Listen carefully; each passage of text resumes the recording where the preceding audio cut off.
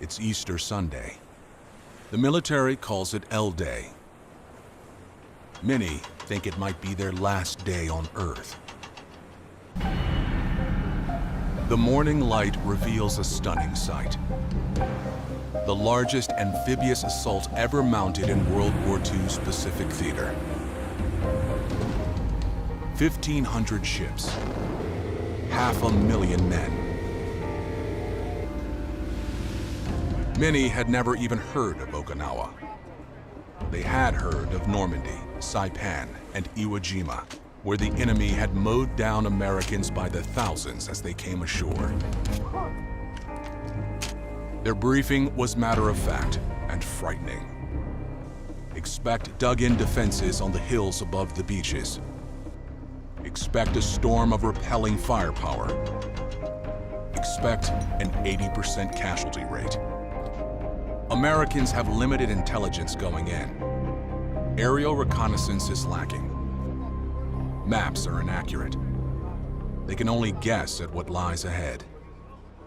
The Japanese consider Okinawa home turf. They are preparing to defend it with more than 100,000 men and a fanatical devotion to their cause. They won't let the Americans in without a fight. On April 1st, the invasion starts.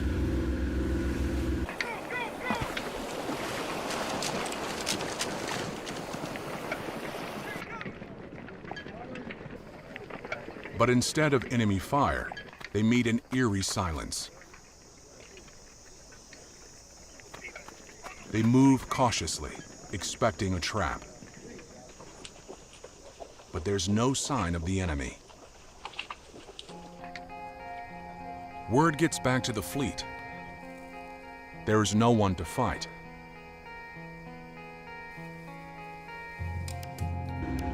Subsequent waves of troops come ashore.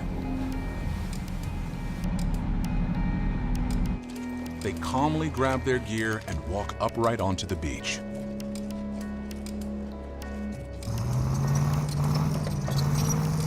Within hours, thousands of men unload a city's worth of infrastructure onto the beaches of Okinawa.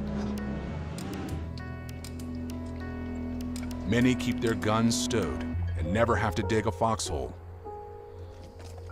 Instead of the Japanese army, Americans find only civilians.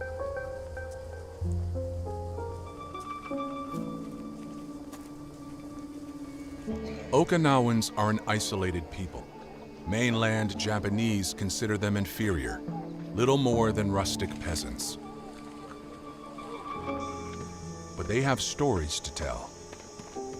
Stories of terrifying propaganda commanding them to avoid capture at all costs. Stories of Okinawan boys taken and forced into military service. Stories that reveal the Japanese army is out there, somewhere.